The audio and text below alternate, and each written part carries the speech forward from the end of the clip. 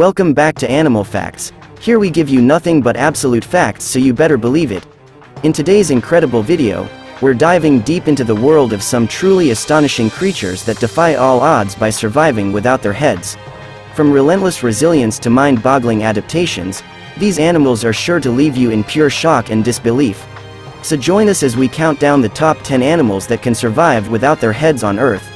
From the infamous decapitated chicken that kept on pecking to the headless roaches that refused to give up, you won't believe your eyes.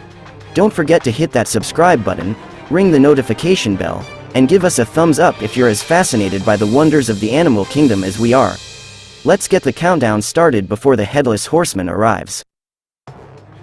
Kicking off today's list, we have snails and slugs. Snails and slugs can survive for some time without their heads due to a few unique characteristics of their biology.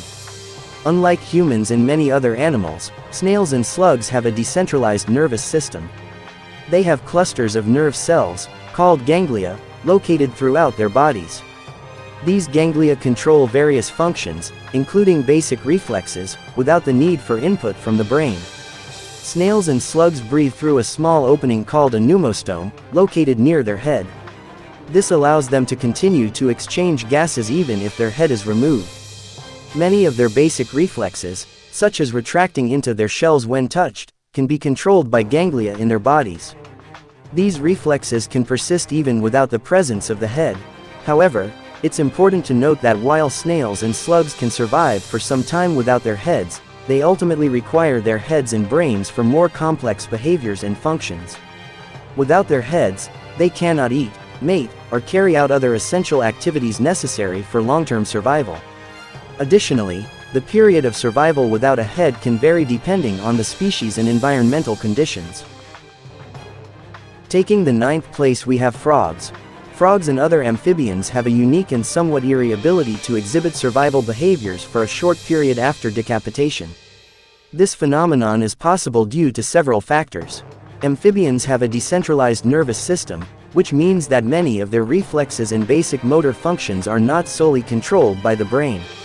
Instead, some of these functions are coordinated by ganglia or nerve clusters located throughout the body. Even after decapitation, some reflex actions can continue for a time.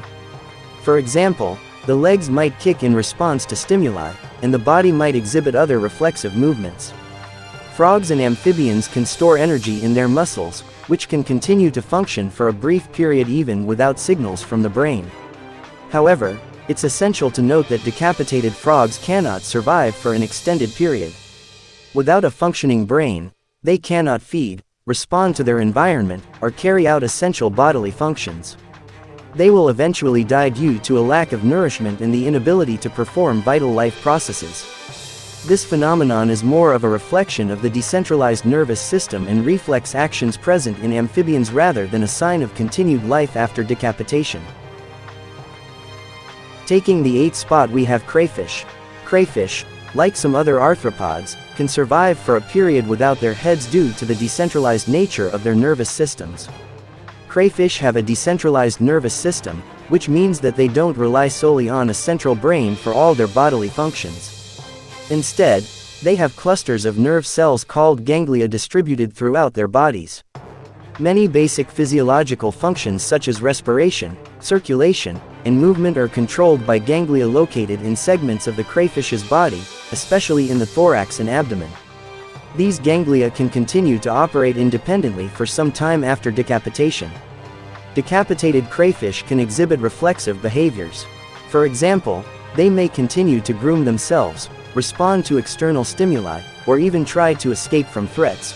While decapitated crayfish can survive for a period, they eventually die due to the loss of critical functions. They cannot eat or drink without their heads, and their ability to respond to complex environmental cues diminishes over time. It's important to note that decapitation is generally a lethal injury for crayfish, and their survival without a head is temporary. Eventually, the lack of vital functions controlled by the head and brain, such as feeding and processing sensory information, leads to their demise.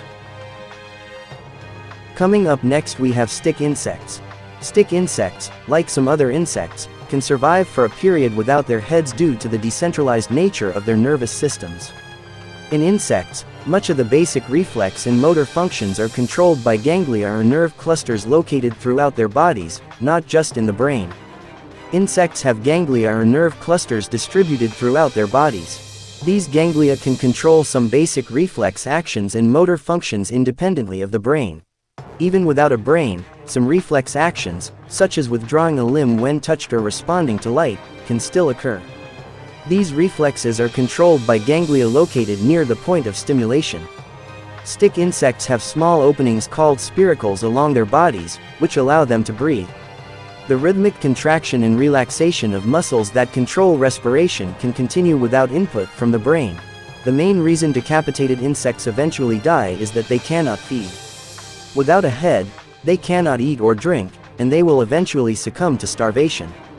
The loss of a head may make them more vulnerable to predators, as they can't escape or defend themselves effectively. It's important to note that while decapitated stick insects may exhibit some reflexive behaviors, they are not living normal, healthy lives.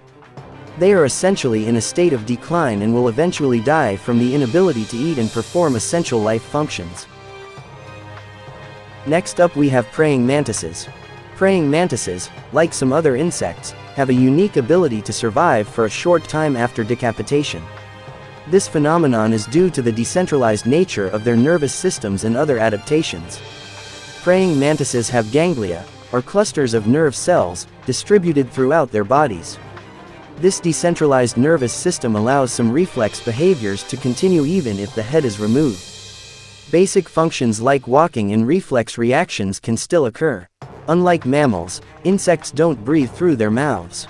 They have small openings called spiracles along their bodies that allow oxygen to enter and carbon dioxide to exit. This means that even after decapitation, oxygen can still be taken in through the spiracles for a short time. The actions of insects are often driven by simple reflexes. For example, if a decapitated mantis encounters a threat, it may still exhibit defensive behaviors, like trying to fend off the threat with its front legs. Mantises are unable to eat without their heads because their mouthparts are located in the head. They don't have a decentralized digestive system like their nervous system. The loss of the head means that the mantis can't drink or maintain its water balance effectively.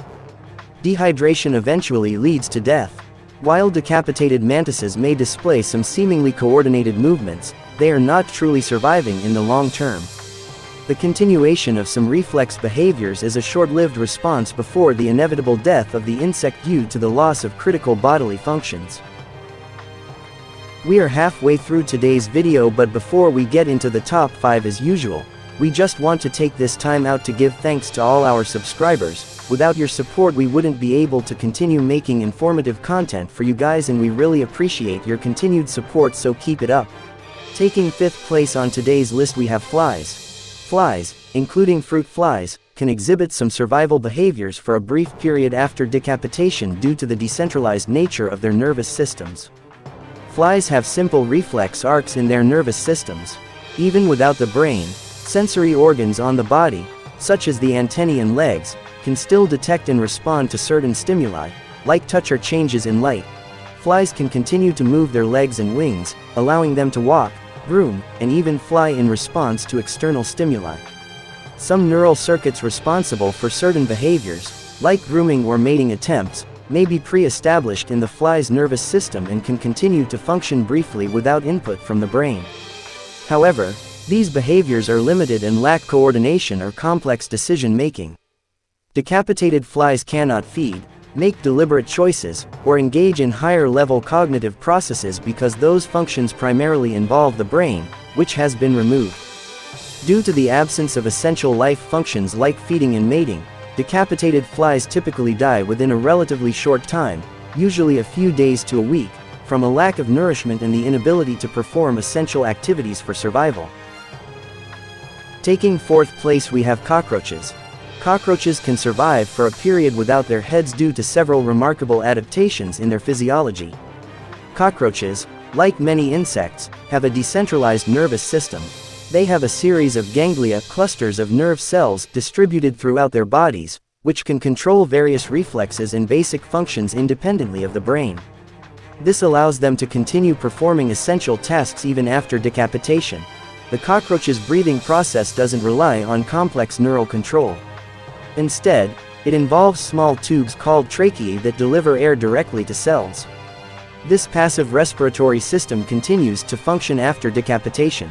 Cockroaches exhibit basic reflexes, such as withdrawing their legs in response to a touch or withdrawing from potential threats. These reflexes are controlled by ganglia in the thorax and abdomen, allowing the decapitated cockroach to react to its environment.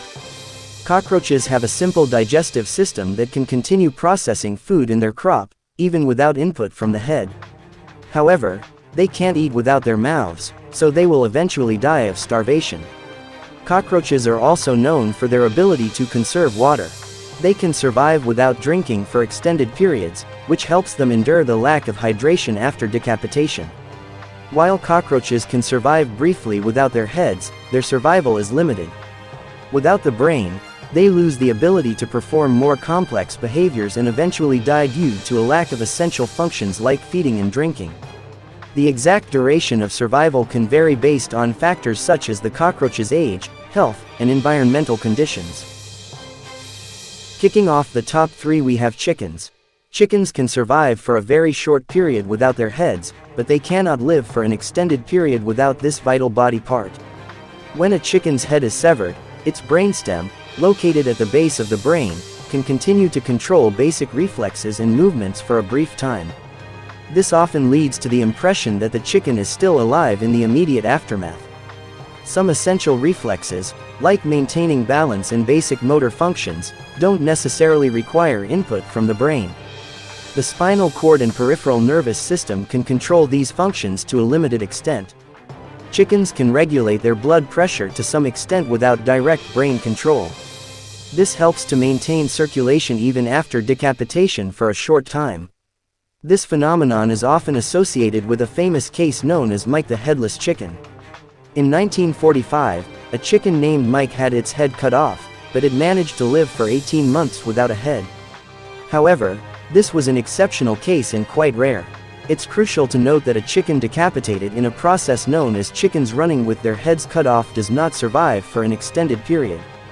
Without the brain, higher cognitive functions, and the ability to eat and drink, the chicken will eventually succumb to the loss of these critical functions.